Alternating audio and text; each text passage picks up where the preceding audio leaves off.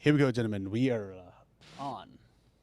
To the Fighters Boys Kick-Ass Podcast. Your Fight Talk Authority. Not to mention the most entertaining and talked about podcast with your kick-ass host, Richard Ortiz. You mad? Come with me, bro. And his loyal kick-ass co-host, Senor Cole Escovedo. Streaming live and worldwide. Coming to you all the way live from a little place somewhere in Cali. The Fighters Boys Kick-Ass Podcast.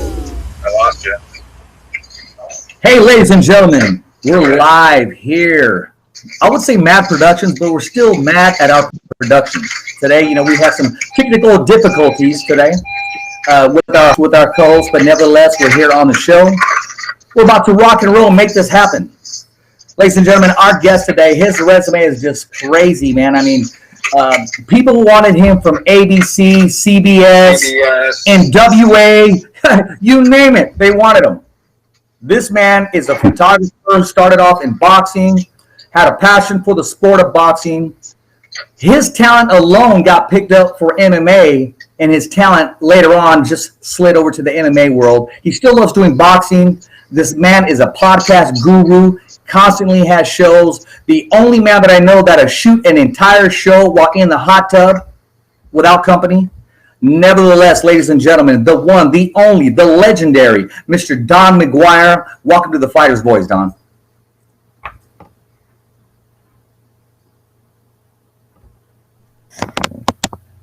Don, you there? Oh, there you go. There you go. There he is. Yeah, and also our co-host with the most, the UFC veteran himself, Mr. Cole Escovedo, is here in studio by way of phone. Yeah, in studio, it's like a in spirit thing. There you go. Exactly. But dude, everyone's got wonky signal today, man. It's the smoke. It's smoke signals, Don. So, Don, how's everything going, my man? Oh, man, it's just going, man. Just keeping it going. Even with the quarantine, I didn't shut down any aspect that perplexes in my life, and I love this sport, so I'm always going to find a way, find an avenue, find something to do. Just like yourself, as you know, I have a show. I've been keeping the show rolling. I've still been doing private seminars and things, trying to just keep my love and my tenacity for the sport where it needs to be. It's been kind of tragic what's happened to the sport, but we're coming back and we're going to be more resilient in the future. The sport's going to come back hard, and we're going to get back to normal real soon. It's funny you say that. Cole kind of shares the same feelings that you share. Cole, you've seen the sport, skyrocket, and then you've seen it tumble, and now it's kind of like we're just floating in space, man. What's your whole take on where the sport's at today and where it needs to be? I think Don's pretty spot on as far as where he sees the sport at right now. Realistically, if you don't have like a TV deal, you're not really getting too much traction going on right now. So it's kind of a pigeonhole. It'd be like having a restaurant but not having the means in which to advertise to the public, so no one would know that your restaurant's open, so no one's going to show up. So the same ideology holds true for lower shows right now. If you don't have a TV deal, no one's going to know you're putting on shows, and you can't have live audience, so you can't get any type of viewership for it. So it's hard. Can't get traction that way. Don, you've always seemed to, in your whole life, take on obstacles. You've never tapped out. You were pretty close. You almost gave a verbal tap. But then you said, nah, son of a bitch, I'm still here in this fight. I'm going to win it. I'm going to survive. And I'm going to reclaim that belt of what you've been doing your entire life, man, competing. Did you hear that, Don? Nah, bro, you kind of broke up a little bit, homie. Okay. I'll say this. You've always managed to continue to move forward no matter what obstacle you faced in life. I mean, just as the sport has. Talk to us about your biggest challenges and where you're at now. I'll say it again, Don. You're okay. Cole, how are you listening? Do you hear me, Cole? I can hear you, but my signal might just be better. Okay. Don, is that better? Even then, it's coming in and out. Yeah, you're coming in and out a little bit, bro. It's okay. Like, okay. How's that? Is this a little better now? A little bit. Okay. I'll talk a little bit slow. Don, how are you able to stay afloat with this whole coronavirus thing? That seems to be a speed bump with everybody's podcast, everybody's show. Well, first and foremost, I've always gotten paid in a little wet envelope. So I've created a nice nest egg, for myself and my family. So it's carried me through this crucial time in life. As you all know, none of us have ever walked. We're walking right now in life or in the sport. And how, through the show, it's kept me invigorated, but it really hasn't satisfied me. I need to be there. I need to be a part of the sport. I need to feel the thickness in the air. I need to feel the veracity of the fighters. There's nothing like fight night. See, a lot of people, they don't realize, I was on death's bed, and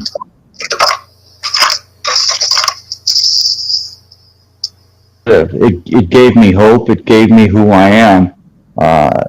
The sport was basically a gift from God for me to continue to live, because each and every day I strive to do better. I strive to stand out of the box. And, when I got started in the business, it was 35 millimeter. And so me being 56 years old, I had to reevaluate myself, recorrelate myself, and refocus myself to fit in the newer aspect of the sport, because I'm an old timer. I've been around since '96. So, being able to try to keep up with these kids has given me everything I needed, to move forward. But now with the sport in a standstill, excuse me, it's kind of lost some of my vigor in life. But like Cole was saying, it's coming back. It's going to come back. That's the hope, the unity that I'm holding on to. I was supposed to shoot a fight on the 29th. Unfortunately, the state didn't allow it. But I know I signed a contract that's going to carry me all the way through November right now with a promotion. I can't release the name of that, but it's in the bare knuckle world. And that's going to be a different aspect for me, because that's a road I've never really traveled. I mean, I've dabbled in it a little bit, but being able to be there, fight night, come a bare knuckle event is going to be something extraordinary. No, I agree with you, man. I mean, we're all making the best that we can with the opportunities that are limited. Cole, whenever you hear bare knuckle, you can't help but think about the one, the only, the great Stitch Duran, who Don Mcguire here is very good, personal friends with him. He's a regular on our show as well. And, let's talk about how even Stitch has reinvented himself throughout this and able to still put on events and still able to get these fighters the sponsorship that they need. So it's a fight in itself. Wouldn't you agree with that, Cole? Yeah, it's the landscape, I guess you could say, is changing on the regular, especially with the way things are right now. I mean, I don't think anybody would have expected the level of absence of fans in the audience that we would see. It's an unprecedented type of event thing going on. So it's got to change. Everyone's got to change. Like everybody, everything from your cornermen to the promotions to even, corner guys. Like everyone's had to change the way they do things. For, guys like Mcguire here, he's one of his main goals in life is a live event. The less live events there are, the less he can do his craft. So it extends, the arm of the extent is like a ripple effect way farther than I think people are realizing, because there is things like UFC on TV. There is things like Bellator on TV. That's because they have the TV deal, so everyone sees these guys on TV.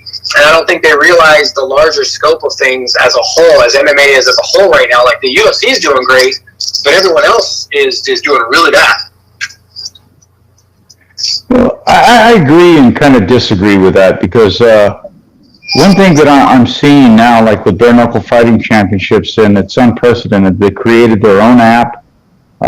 They had their event this last weekend, and I see a lot of promotions going to that. But I think it's a tremendous thing. But I think there's also going to be a downside to this. We can see it in everyday life. We can see it in the sport. When you don't have fans there, you don't have all that overhead. So, my fear is that they're going to get used to not having to pay out that overhead, not having to get the ushers, not having to get that insurance, not having to go down those avenues. So I'm looking at fights turning into, even though I hate using this terminology, the new norm, because if it's cost effective for the promoter, where do they draw the line? Do you think that if that were to happen, do you think that would translate into better pay for fighters among the lower ranked organizations? Bro? I can't. Go ahead and say that again, Cole. So what I was saying is I see where he's going with that. The promoters are going to see an extra revenue stream or a higher revenue stream.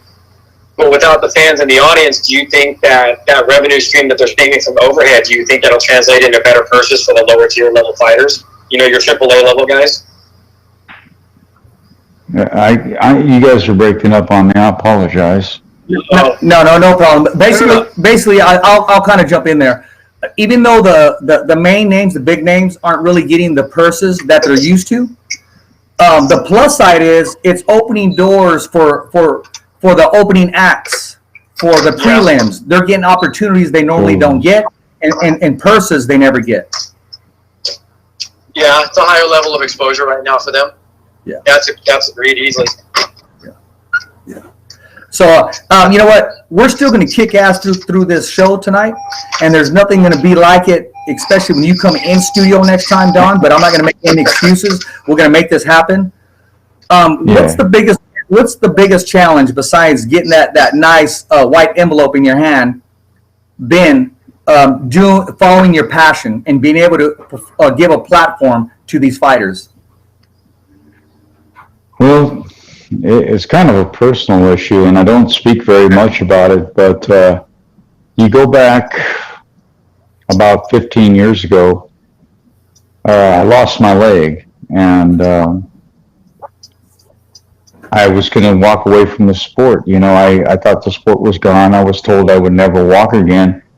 And you don't tell me no, so my greatest giveaway, give back to the sport and to the fighters and everything, and what I've taken away from all of this is really, I saw the need, I felt the love from the sport, and I realized that I couldn't make excuses because the fighters weren't making excuses. I realized that I had to come back to the sport, and here we sit 15 years later, and people, I've done a couple shows in the past. I generally don't give interviews, but you're my family. So,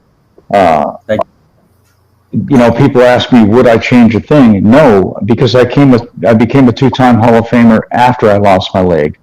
Some of my greatest work came after I lost my leg, and it was like a rebirth of who I was and how I saw life, and so I would never go back to that. I mean, and then earlier you brought up a reference of me and Stitch. We're known as the Cheech and Chong of MMA. I mean, you can't get any closer to Stitch than I am. I mean, I made a phone call to him one time, and he took my phone call right in the middle of filming, and Stitch has been his brother to me. And he's a two-time show sponsor too. And the thing about it is, I knew something that you didn't even know. See, a lot of people ask me, how could you be in the middle of the Midwest and know something that, we're right here and we don't even know? Wait, hold on, Don. I called your ass, though, that night. Remember? I called you. Yeah. I called you, and I go, you called that shit. I go, you told me, And I called you and I said, you were right. So I called you on it. I stood corrected on that. So I remember that. Hey, go ahead and share that. I remember you told me, and I go, no, I'm not too sure because I know Robert Garcia's corner, and I know usually who's in his corner. And when you told me that, I was thinking that'll be one big add-on to the corner. And yeah, you were right on that.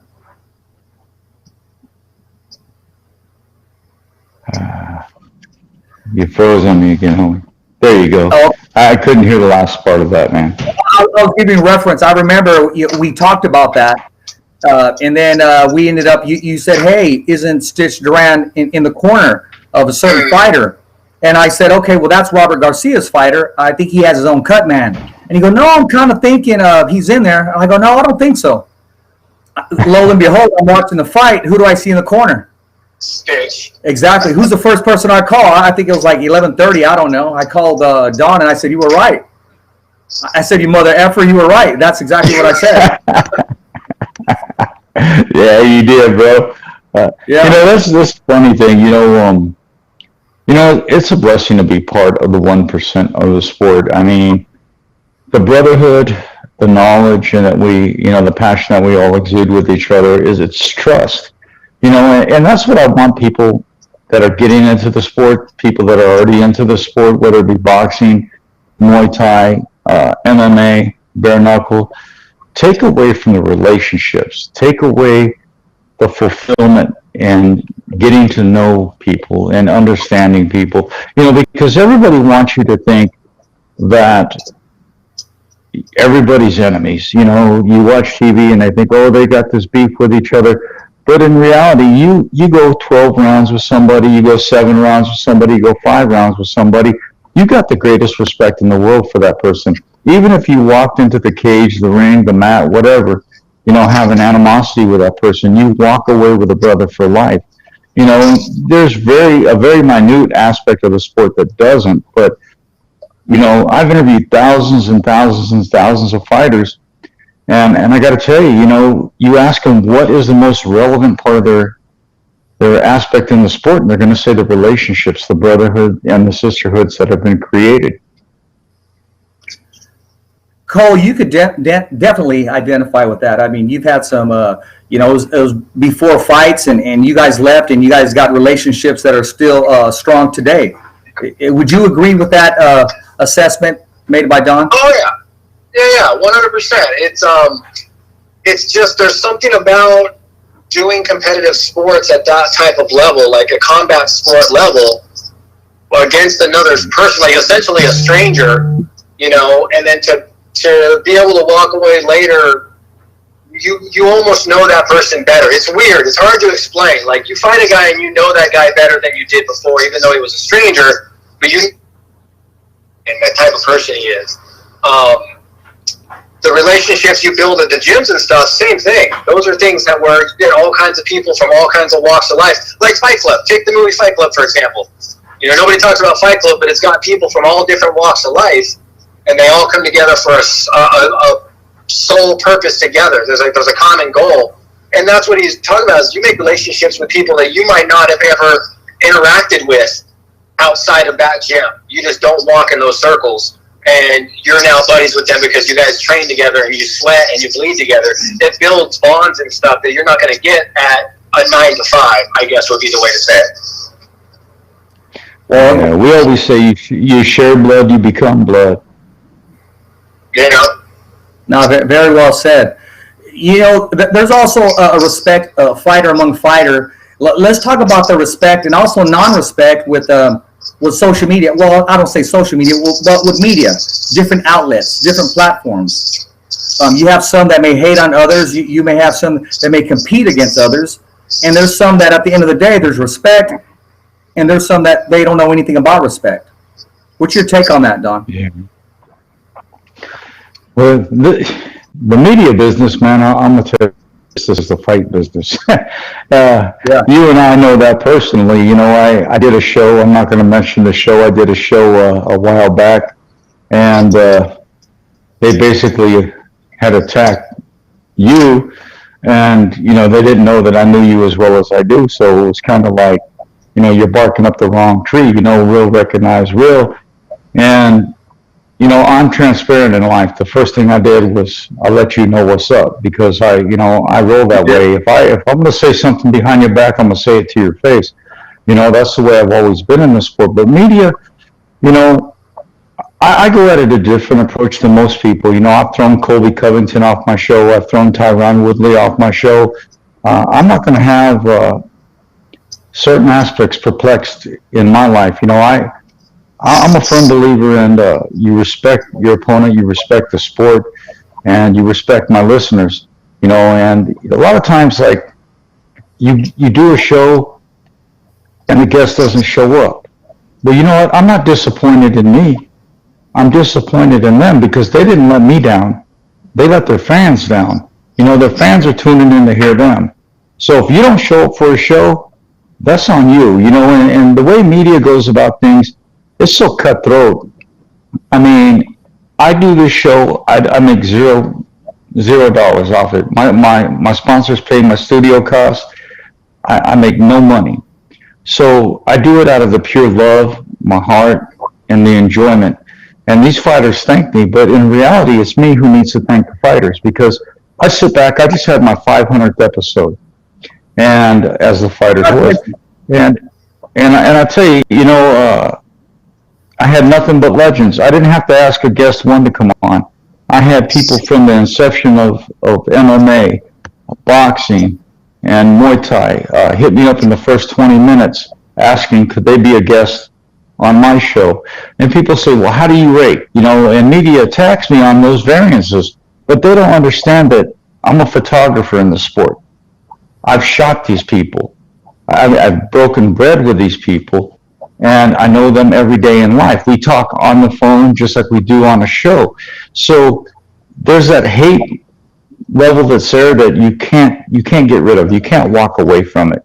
And the sad part about life is it's going to be what it's going to be. I earned the right to have the guests that I have. I earned the right to be where I'm at. Like you seen, I went to Clackamas, Oregon last year for the return of 2-pound Steve Forbes.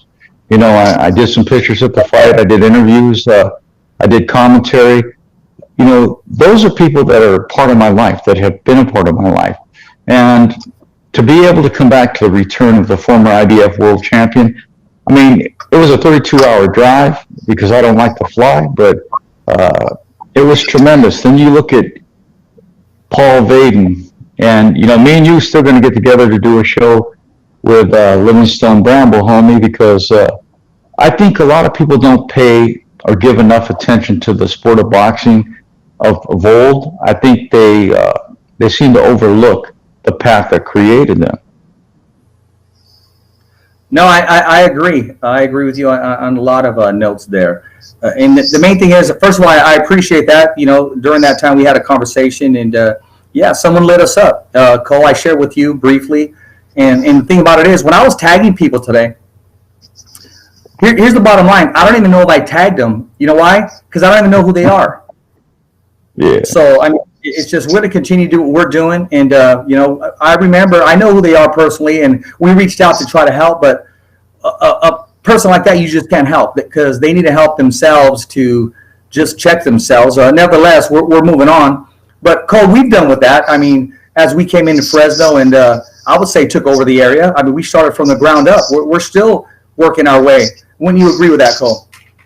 Yeah, I would say for us to think that we've reached a certain point to where we can't improve or grow or anything would be silly. I think we're fully aware that we started from a real small, expectation and grew it into something that, we've been able to keep consistent and stuff. So, yeah, I would say we've got room to grow, but we've definitely expanded ourselves more. And when we did that, we had people that weren't happy about it or would downplay us. And, like you said, it's going to happen. Like, I mean, it's just going to happen. Just like when you get a good guy that's a good fighter, people will say, oh, he's just this or he's just that. Maybe, but time tells.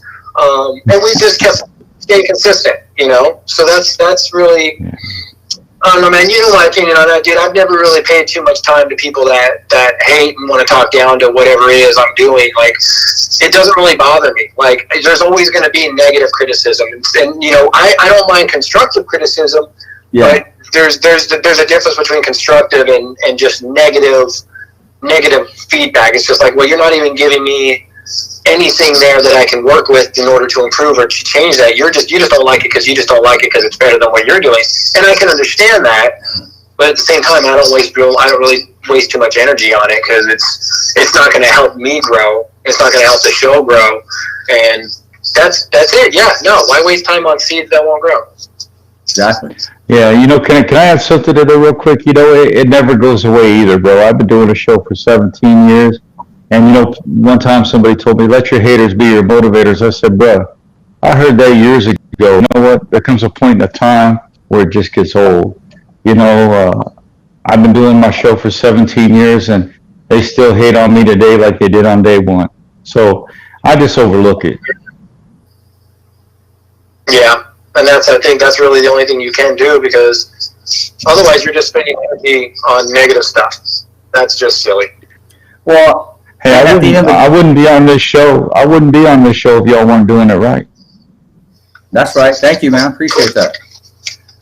At the end of the day, they're going to have your namesayers, and enough about them. I don't even want to give them any attention. Like I said, I was keeping it real. I was tagging people today, and I might have tagged them, I might have not. I don't know who they are, and I can care less. Dude, hey, speaking of keeping it real, dude, do you know who's keeping it real right now? Who's that? Poirier. Dustin Poirier, dude, he straight is out of the Ferguson fight because they wouldn't come to an agreement on pay. Basically, he says, no, you're not compensating me enough. So he's dipped. He walked. So they're scrambling. Like, that's a dude that finally did something about it. Like, as far as the fighter pay goes, he's like, no, you guys are going to make fucking bank off me on this fight. Why am I just going to give it away for pennies? So I don't think that's going to bone him in the long run. I think this is actually going to turn out to work in his benefit. But that's a dude right there, perfect example of keeping it real. He straight up said, no, you're not paying me enough for this fight. And even Ferguson's even lobbying for him. Ferguson's like, dude, can you guys just pay him what he's asking so we can fight already? Like, this is a good fight to have. So it's like, I mean, I know Ferguson's not going to give up his perks because that would be silly, but it's got to that point now to where fighters are, this is the long-term ripple effect we're seeing from Conor. Conor came into the scene like a goddamn wrecking ball and set like this precedent of unexpected pay and ridiculous expectations from fighters. And now fighters are starting to say, dude, yeah, we kind of do deserve some of that. We do deserve to be living in like $250,000 houses. It's like we do deserve to be driving like 2 cars, like all this stuff. The big name guys, even the mid-tier guys that are, building the rest of the card, like those dudes need to be getting taken care of. And now guys like Poirier are seeing that. And they're making a stand because realistically, what's going to happen? The UFC doesn't offer him another fight? Fuck it, he writes out his contract, or Bellator buys him out, and he goes over there and fights someone else. Like, there's so many guys that he could go and fight. Mike Chandler alone's a free agent. We'll probably see him in the UFC soon. If they pay. If not, see, he's in a perfect position. It's all about leverage. You have to bring the leverage. You have to be that guy. Poirier is not some mid-tier guy with, like, a losing record. You can't come into it like that and be like, oh, no, pay me, bitch. No, they're going to tell you to go sit down. But you get a guy that knows his worth and actually dominates and stuff on certain things. Yeah, Poirier's got a good point.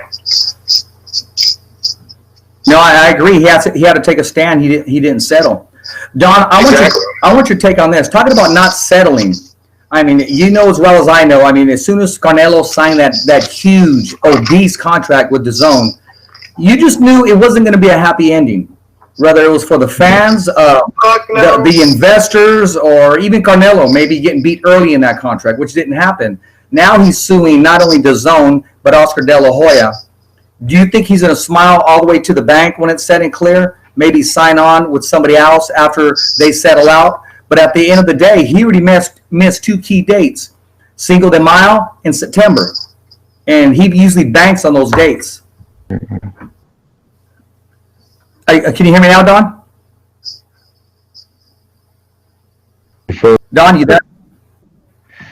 Yeah, I'm here. You froze for a second. Yeah, I think he's going to laugh all the way to the bank. I really do think he's going to laugh all the way to the bank because, you look at, you got ESPN, you got other affiliates that are said the new era of the sport is going to app-based. So when you have that type of precursor in the sport, it gives the fighters multiple lanes, multiple avenues, and multiple choices. I think, anybody, they could say whatever they want about Canelo, but I think he's a smart man. I think, to answer your question, I think he's going to laugh all the way to the bank. Well, now, you got to remember what he's suing them for. He's suing them for a breach of contract because they owe him 2 fights per year, I think was the negotiated stance on it at X $1 million. Yes. Both those fight dates that he missed, both Cinco de Mayo and September, the reason he missed them were due to conditions and parameters outside of the promoter's control. The promoter couldn't put on a show, and this is what I think De La Hoya's lawyers and DAZN's lawyers are going to say, is that we would have offered him fights, but we couldn't. We weren't allowed to. We couldn't find a venue that secured the safety of both the fighters and the staff and the fans, and we knew we couldn't guarantee that. So, of course, we didn't offer him 2 fights. This is like an act of God almost, is what they're going to claim, is that a disease or a pandemic is almost an act of God. I don't think a judge, because there's no way it's going to go to a jury, it'll end up being a judge, but I don't see a judge ruling in Canelo's favor with COVID the way it is. It shut everyone down. There was a point to where nobody could even do shows, so it was beyond their control.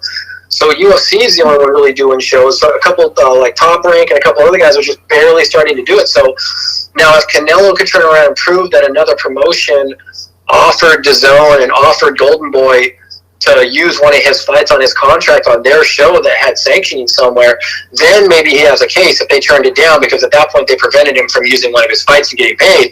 But I don't think that happened because, again, nobody was doing shows. So the COVID-19, I think it's going to be pretty much a saving grace for them on this, because nobody was able to do shows. You can't force a promotion to do a show for conditions beyond the safety of everyone involved and then get mad when they don't do it. So I think he's going to sue, but I think he's going to end up losing. I don't think they'll pay him a penny on this one. That's a good point. That's one side that of the coin that people are going to use, because it does exist. What's your take on that, Don? Bro, honestly, I'm having a hard time hearing. I don't know if it's on my end or your end, or it's the sky. It's the sky. We'll blame. I don't want to. We'll blame the coronavirus. No, what we're saying is, due to the fact, because of the coronavirus, Golden Boy and DAZN are unable to offer Canelo those fights in his contract. Well, what's your comment on that?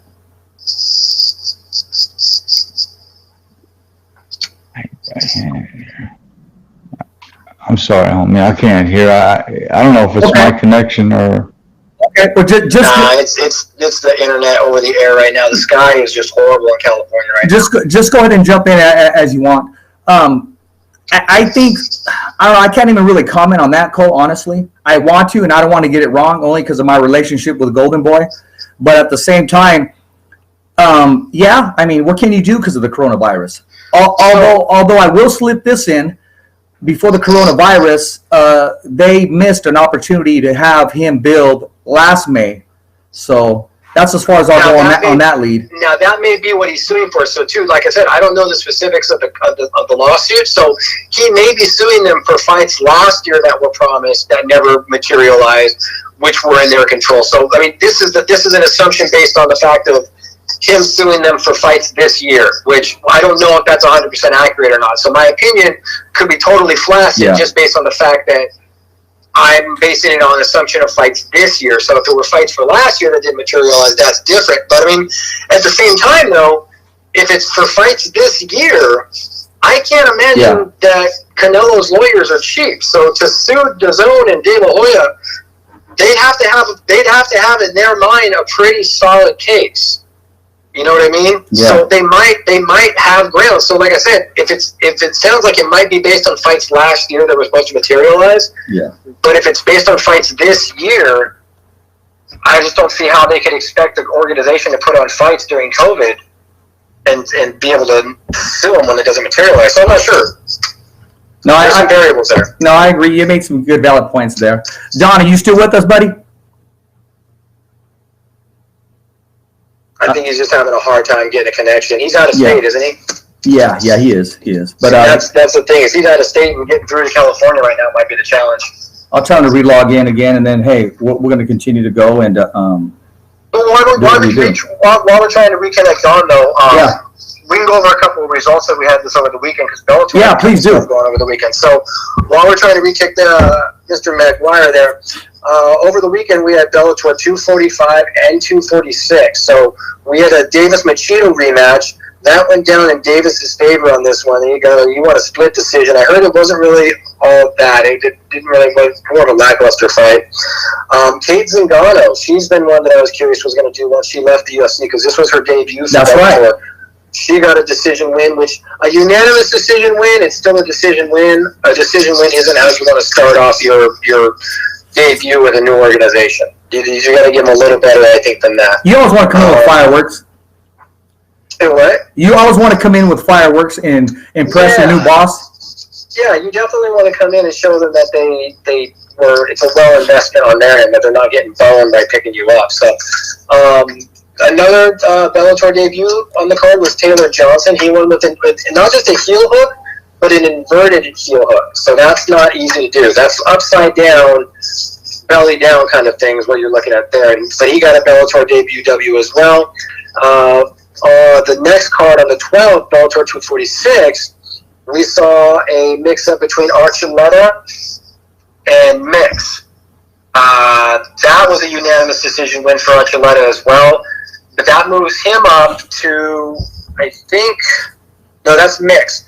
Moves him up to 25-2, and that's a second win in a row for him. So he's going on some momentum. He's been kind of on a up and down roller coaster lately. That is the first loss for Mix, his opponent, though. That's the first loss of his career. But at the same time, he hasn't fought since December, I think, of last year. Yeah. So that you have to consider as a possible factor for him going in there on that, too. Also on the card, we saw Gracie fight Fitch, John Fitch. John Fitch lost by heel hook from Gracie, which isn't that surprising. Not that John Fitch doesn't have good ground, but it's a Gracie. Those guys are maniacs. So Fitch actually retired after this. He announced his official retirement, so we're seeing a couple AKA guys kind of walk away from the scene lately. So Fitch has been at it for a while. But I think he decided this was about his time to walk away. Let's see. Karamuchi, she had a WBC Bellator debut. She's another UFC let go. She had a Bellator debut. She picked up a W off that as well. So a couple people having Bellator debuts, getting Ws. Not necessarily in the most exciting fashion, but hey, wins are wins. Other than that, there wasn't much else going on this weekend. I mean, Connor being Connor, getting accused of some stuff. We'll have to wait to see what happens with that. Him and his lawyer claimed full innocence on this one, so we'll see what materializes by that. Because you got to remember the terms for sexual battery and sexual assault, they vary like country to country. So what we see as sexual assault and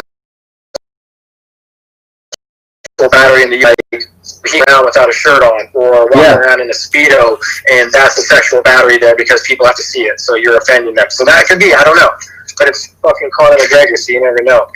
Or it could be, hey, Connor, I want to take a picture with you, and Connor puts his arm around her and gives her a kiss on the cheek and walks away, and he happened to be wearing a Speedo. You know what I mean? Exactly. So it could be something weird. You know, that's why Keanu Reeves never hugs anyone. Exactly. Hey, welcome back, Don. We got Don? Well, the picture's there. We'll keep working on that. Okay, cool. It's a work in progress. So we got video. Outside of that, not much else. We've got UFC Fight Night 178 coming up this weekend. Covington and Woodley.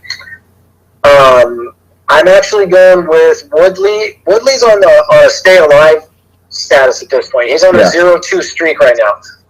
He's lost his last two in a row, so I think he needs a W to stay alive right now in this organization, or he might move on. Plus, Covington's chin, the last fight he had, got his jaw broken. Yeah. So the dude's got a chin, but he just had it broken. I don't give a fuck what anyone says. You get your jaw broken, the chances of you getting knocked out have just fucking magnified.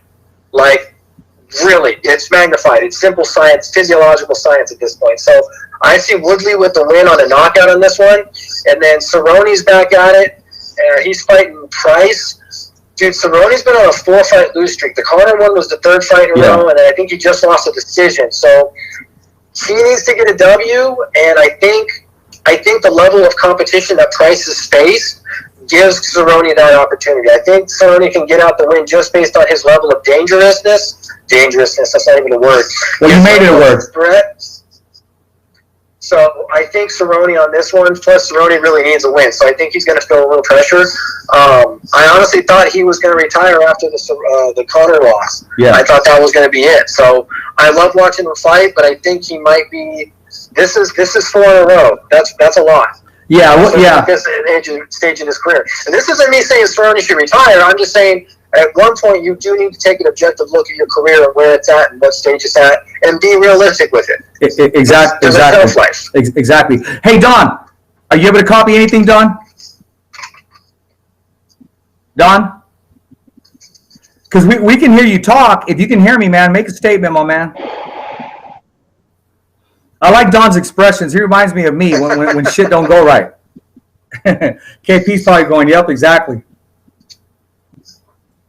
Well, you know what? Technical difficulties are what it is. And, I got to apologize for that, too, because if we were in studio, he'd be calling in and then we'd have no problem. But, I don't want to give it too much attention, but the pain in my leg was just unbearable. Did a show last night, and we had Jamal Semper Fi Herring on the show. And 30 minutes in, man, I was in some crazy pain, but this guy was just spilling. It was a great interview, Cole. I'm not saying that because I did it. It's just you're as good as your guests, and he felt comfortable. He addressed a lot of heads-up questions. He got questions from the who's who, respectively, in boxing, and he let us all know and let the fighter's voice know as well. You're going to hear it first.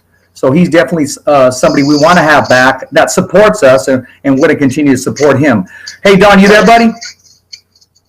Yeah, I'm here. Is it my connection or is it just the site? I think it's California, brother. Yeah. Yeah, because you guys are under all the fires. We got horrible signal in this. We got the fires, we got the liars, and we got the new ones that just been hires. But I'll tell you what, Don, make a statement right now for the fighter's voice because we can hear you, brother.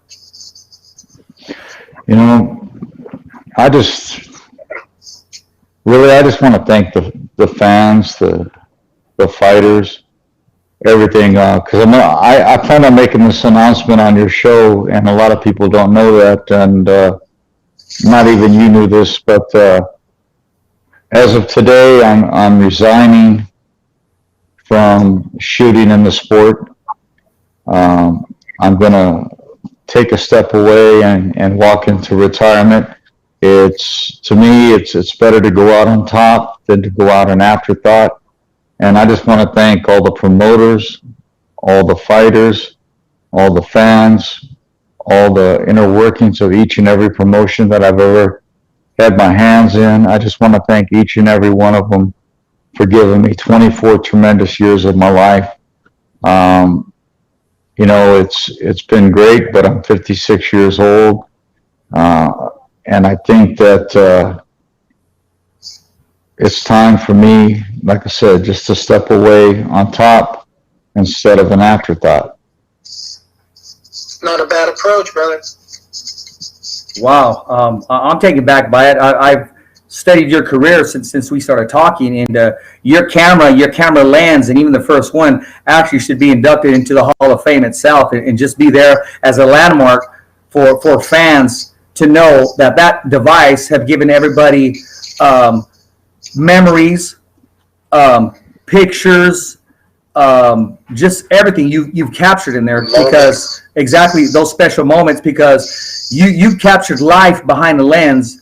And that's how you made your name and your opportunity, and it paved the way. Because I didn't know you started off boxing and then MMA picked up because of your talent, and you just ran with the desire that you had for combat sports, Don.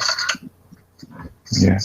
Well, a lot of people don't know I'm originally from Sacramento, and I used to hang around Pete Ranzani, Lorena Garza, Tony the Tiger Lopez. And there was a little snot-nosed kid that used to run around with us that followed us everywhere, and his name was Diego Chico Corrales. And that's right. We all know where he ended up. We all know where he ended up in the sport.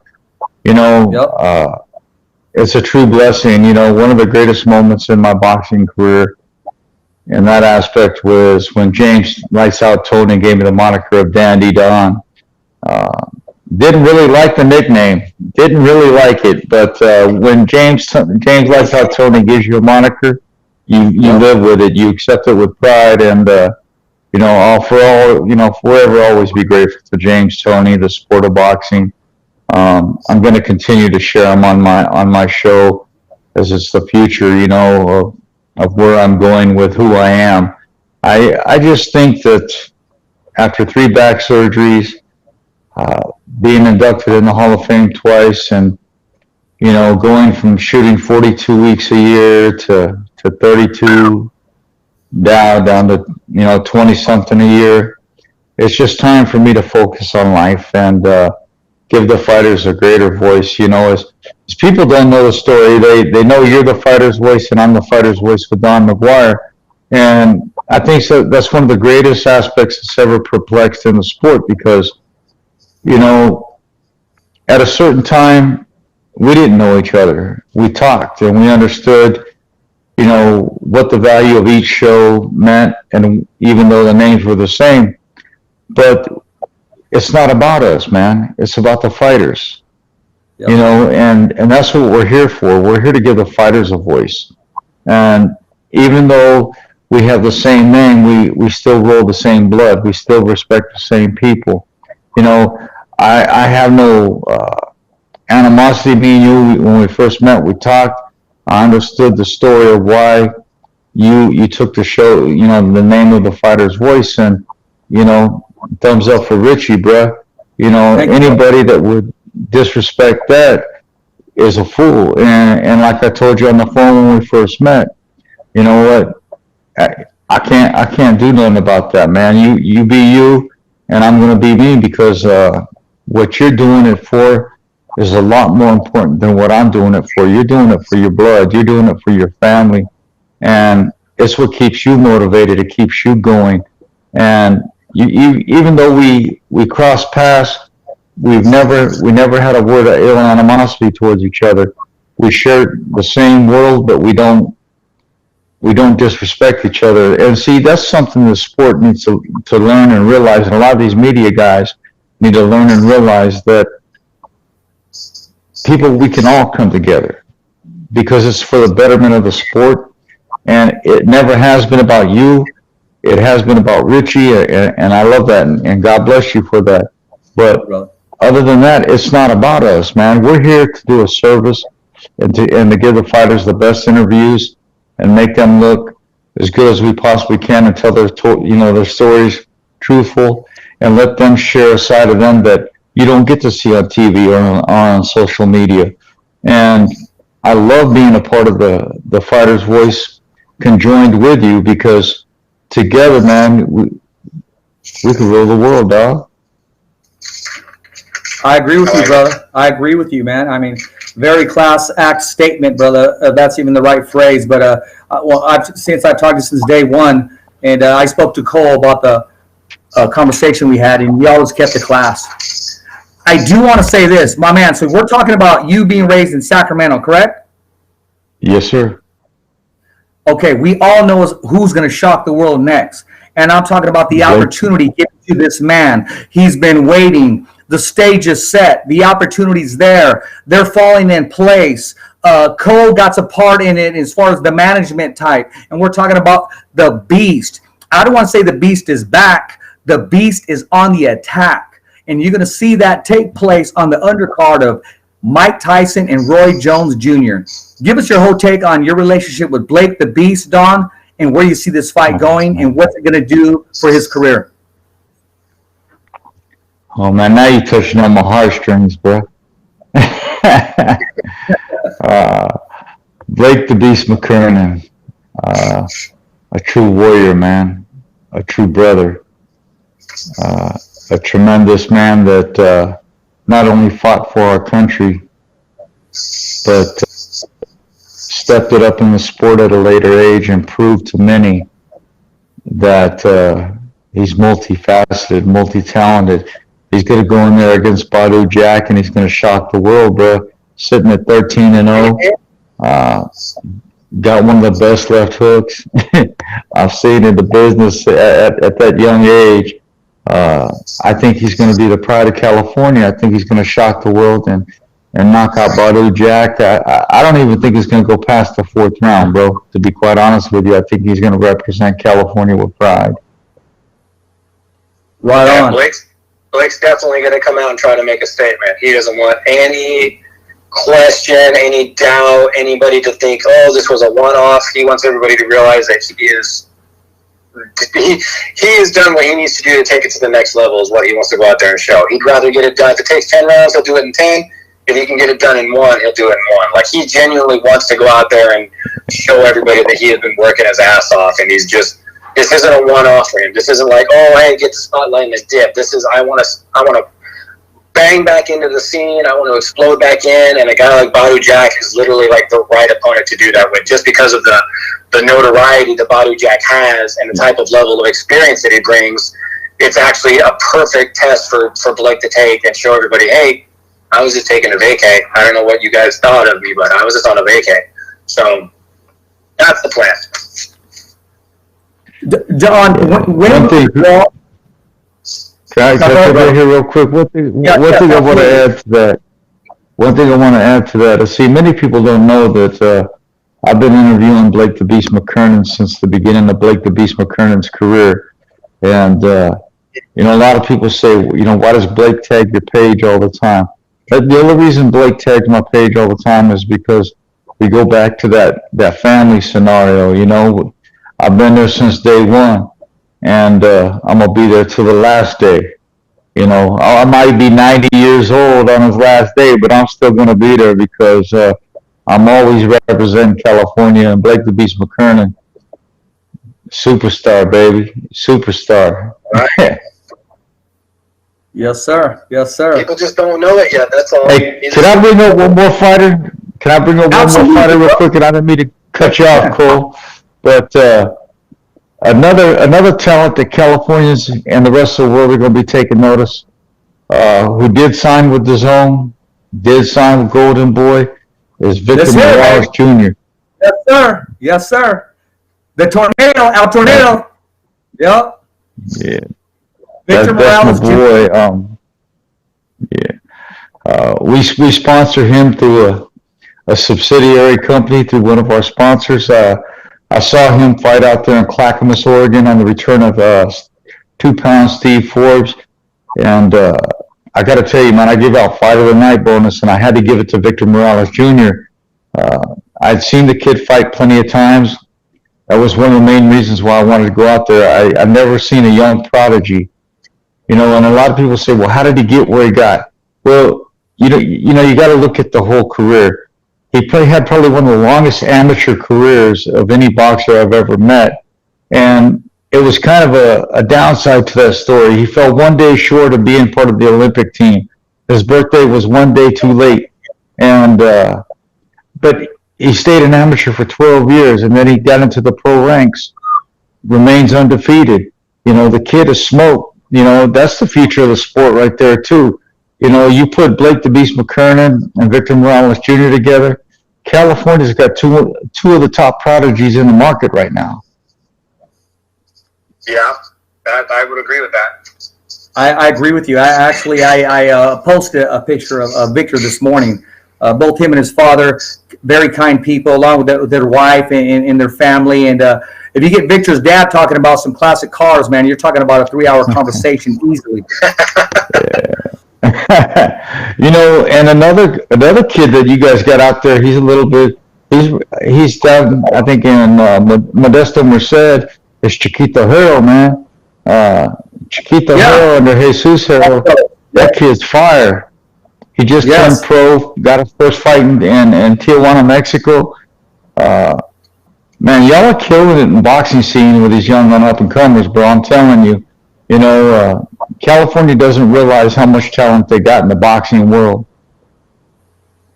Right? Well, I mean, KP, to tell you, we've been trying to soak it up, man. And with Cole here, we try to balance it out, too, with all the talent we have in the MMA world as well. It's a little different sport when it's MMA and boxing because of the opportunities that come. But California definitely is the pool of talent. Well, you want to jump in the MMA world, man. another individual that I've interviewed for the last 4.5 years, Juan the Spaniard Archuleta, just stepped up in Bellator MMA and won the bantamweight world title. I mean, he set a 12-0 patchy on us. You know, he pretty much taught him a clinic. You know, he's from the high desert. You know, You watched the fight, right? So you saw Patchy lose. You know Patchy hasn't fought in almost a year, so do you think that played a factor at all? I think he was going to lose either way, to be quite honest with you. I'm an Archuleta, man. I mean, you see, people don't understand that Juan Archuleta, before he even stepped into Bellator, was a 4-time division champ, 7-time world champion. He holds a 25-2 record in MMA. You know, that's unheard of. It's virtually unheard of. It's a solid record, man.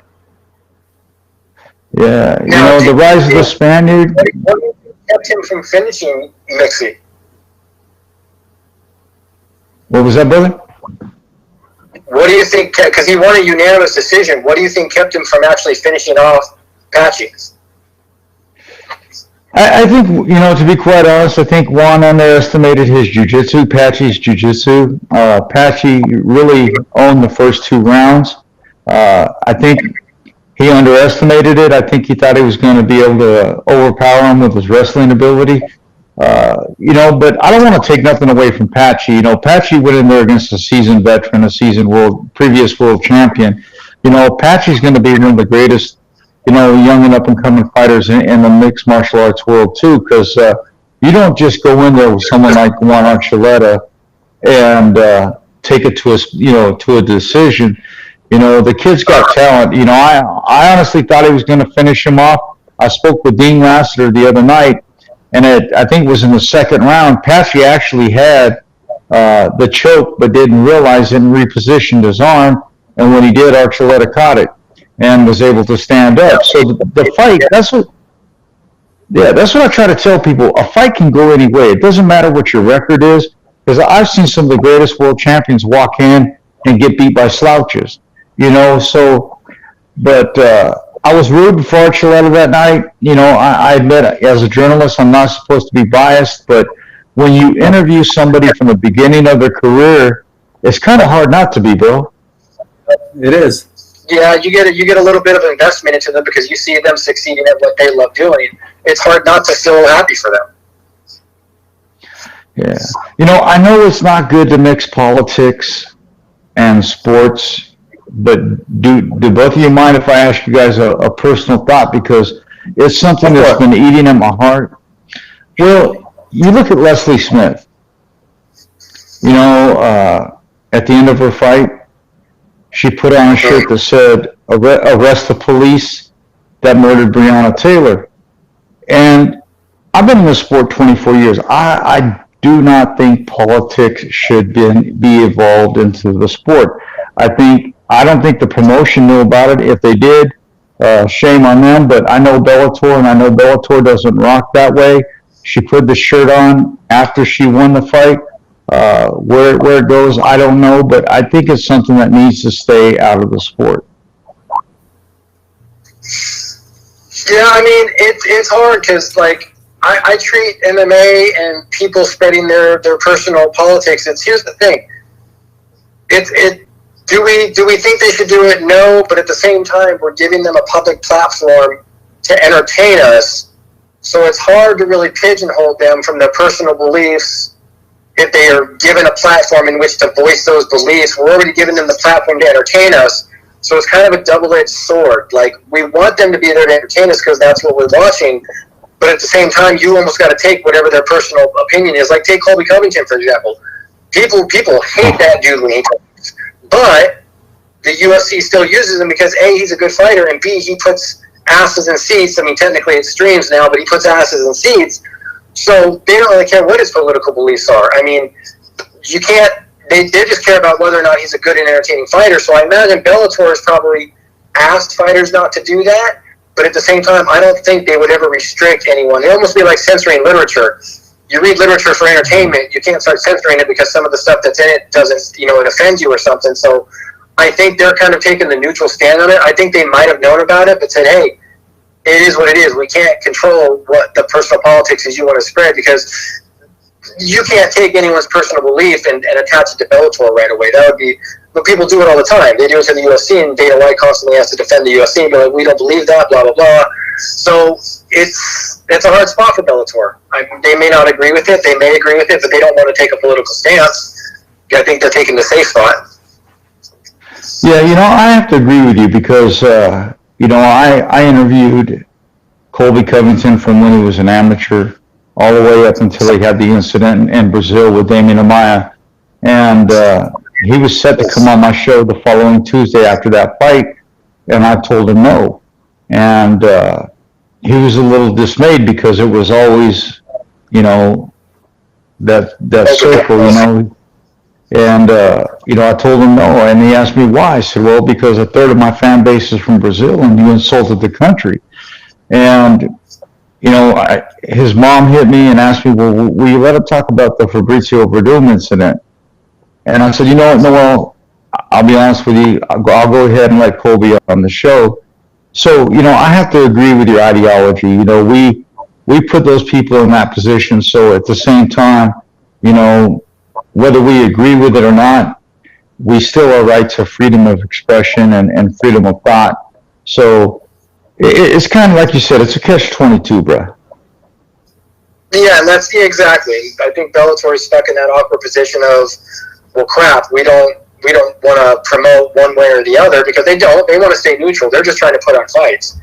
But at the same time, they have people from the public. This is what fighters are. They're everyday people. So I can see both sides of it, and I don't really even think it's about being right or wrong, but it is an agreeable scenario where we do give them that platform, so we do run the risk of, look, Brock Lesnar grabs the mic and says, I'm going to go home and have me a Coors Light because Bud Light won't pay me shit. It's like... No, actually he said Corona or something like that. Something like that. He said something. So it's all the time organizations are always constantly shaking their head going, oh, crap, why'd you do that? So yeah, it is risky. But at the same time, if they weren't on the TV, they would just be another face in the crowd, along with the other people screaming the same thing. And this isn't me saying I agree one way or the other, but it would be a more face in the crowd type thing where she's right there on TV at that moment in front of everyone. So they pick their battles. It's one of those times where people are picking their shots in their battles. And she knew she was on national TV, and she said, I'm going to do this. Now, Bellator might have turned around and said, hey, we're not putting you on TV anymore because we asked you not to do that. Bellator might have asked people before, hey, please don't express your politics on our platform. We ask that you not do that because we want to be able to put on the platforms, and we run the risk of losing maybe a dealership with our TV sponsor because you wore a T-shirt that they don't agree with. That's a real risk that Bellator considers too, where they have to look and say, hey, could you not do that because you might blow our shot with Paramount. You might blow our deal with CBS. So there's lots of variables that they might have to consider when trying to play Switzerland too. It's a tough spot for Bellator. Yeah. I got a question for both of you, if you don't mind. I know we're kind of glitching out here, but, you guys asked me about Blake the Beast. You asked me about Blake the Beast McCurran. What are your guys' thoughts on the main event? You look at it, at Mike Tyson, Roy Jones Jr. Come on. Is it going to be a love fest between buddies, or are we going to get a true exhibition, or do you think it's going to be a watered-down version? That's tough because I've been pretty critical of De La Hoya taking a fight with, who is he going to take a fight with? And I was giving them both grief because of their age. So I don't know. I want to see the Tyson-Jones fight, but at the same time, I do understand that their age is a factor, so I don't think we'll get as exciting of a fight as everyone's hoping for. Tyson looks really, really good, but looking really, really good in training and stuff is different than looking really good in the ring. I don't know. I think we'll get a genuine fight. I don't think it'll be what we're hoping for, but I think we'll get a genuine fight. Rich? You know what? I think it may start off as an exhibition, but you're talking about two men that have never held back in their life, whether it's behind the microphone, out in public, or with the boxing gloves on. And with Mike, you can call it whatever you want.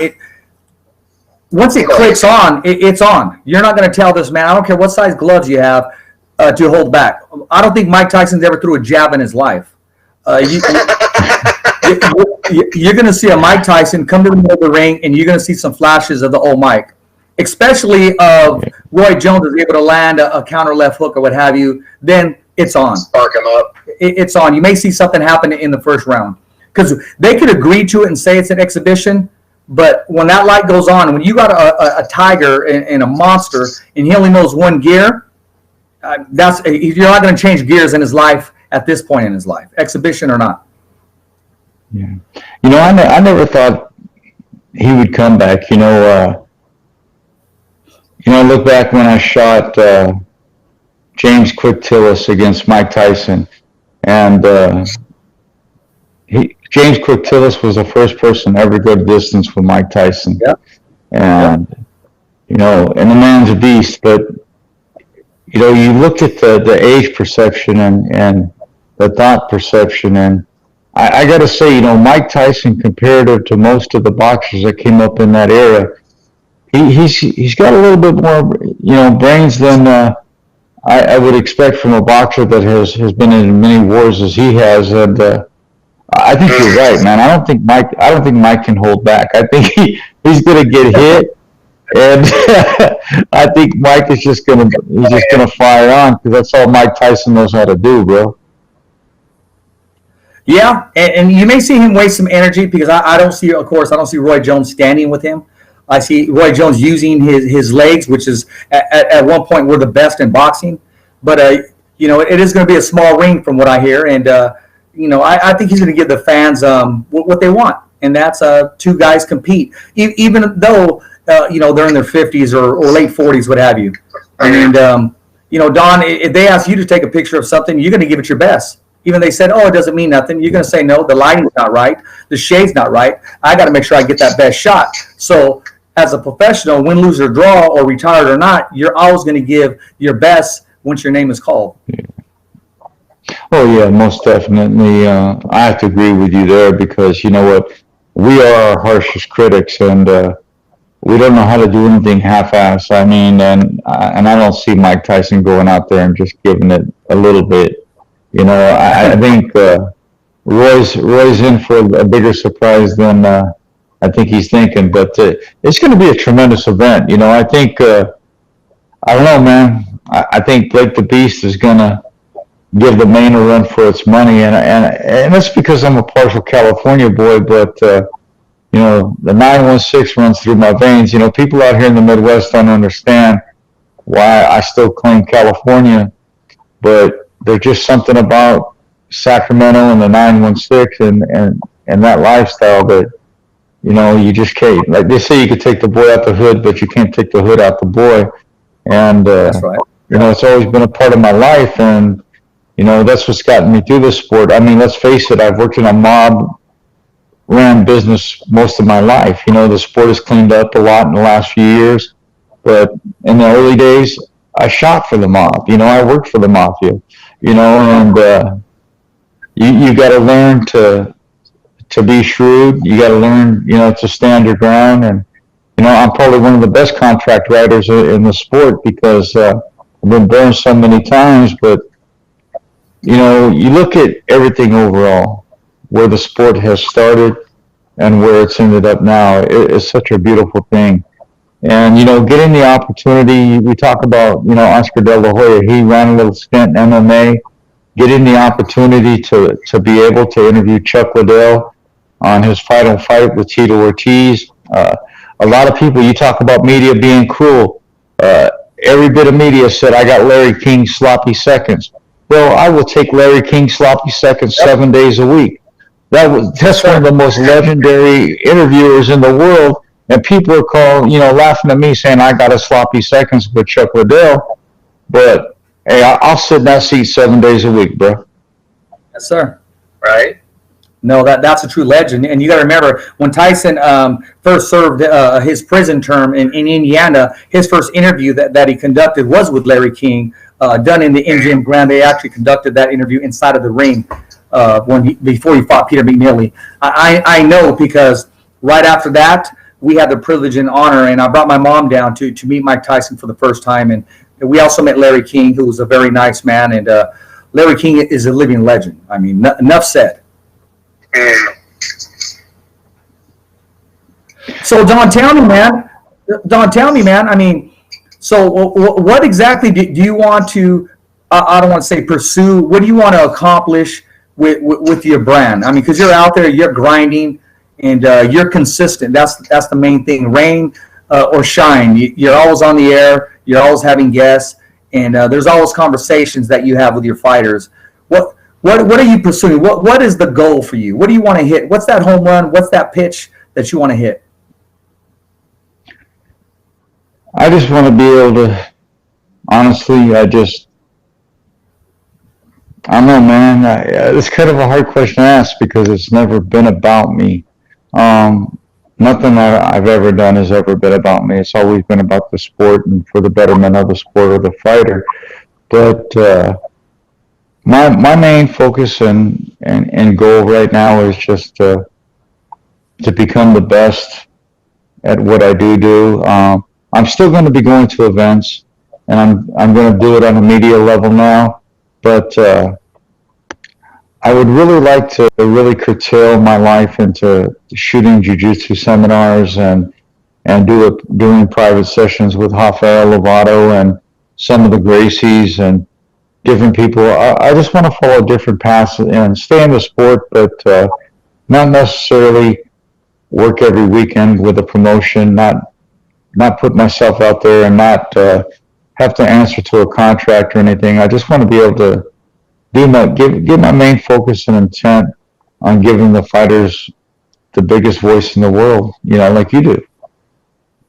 Yes, sir. Thank you. Well, thank you, brother. Thank you.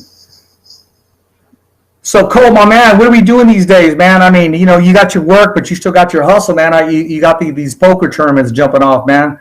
Talk to us about how you're reinventing yourself, man, during this whole time. And you got your hustle going on, man. I could appreciate and respect that, Cole. If it were the most legal thing too, I would love to. But I'm just going to go ahead and say that it is a venue that I've started to explore that is fun and it still allows me to connect with my players and network with them and offer them a platform in which to enjoy poker on still without, all the precautions and worries of somebody sneezing on you right now or touching the chips that you have to keep touching. So I've got a couple different venues. You want to know, hit me up. That's the best I can say about it. Hey, you never know, man. We may put on the Fighter's Voice tournament where you have some MMA poker players and some boxers that are poker We've players. Done that before. And let's do it again. Let's do it again. Let's have some fun. We did it at the casino.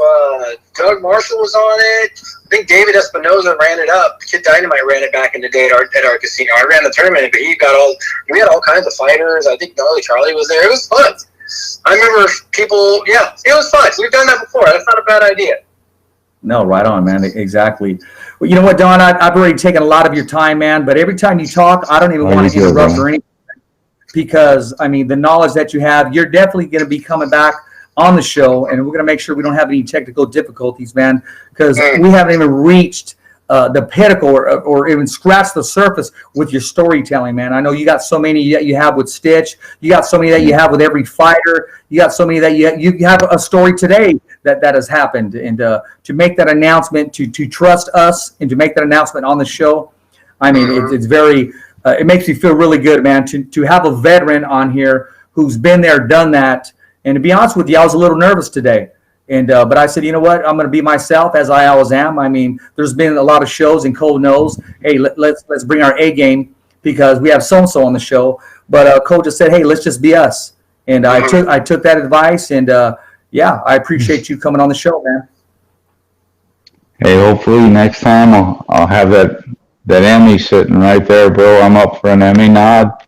So okay. Hopefully next time I'll have that Emmy sitting right in the cabinet and the SP sitting right next to it, brother.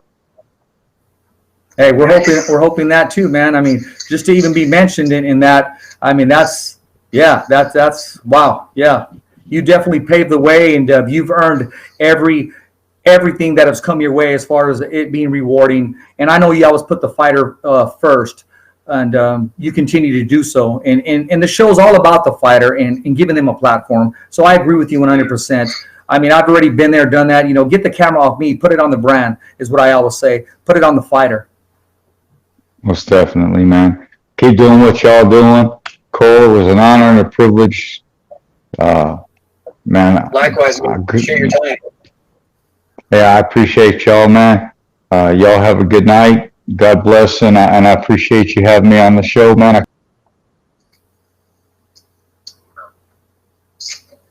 No, right on, bro. If you're still listening, we'll send you that link as soon as we're done. Yeah. So, Cole, what do you think about tonight, you know, with his last few minutes? About, you know, we lost him. He came back. We had good conversation. We had good content. And we kept it real, and it just mixed in really well tonight. Yeah, no, having Don on, it gave us a nice, it was a good story time, if that makes sense. Like, Don was able to give us some good insights, some really cool stories, things people didn't know. Like you said, he was able to trust us to give us some knowledge of something he's doing with his own personal life and his career. Aside from the technical difficulties, which were a pain in the butt, I think it was good. Yeah. It just takes some fine tuning. Like I said, man, it's got to be, I don't even think it's on his end. I think it's the smoke in the sky right now in California. It's just signals, they got to go through the air, but they still got to go through the air. If you have a physical blockage in the airway, you're going to mess up signals and stuff. So, I mean, even me, I was getting low signal for most of the evening. So, it's technical problems are a nightmare for everyone, man. They are, man. We're going to be back next week, and you know, we're working on the big name right here, and I'll go ahead and throw it out there so everybody knows. I'm getting Teofimo Lopez on the show. He'll be taking on Lomachenko, man, and that's going to be a big fight by Top Rank.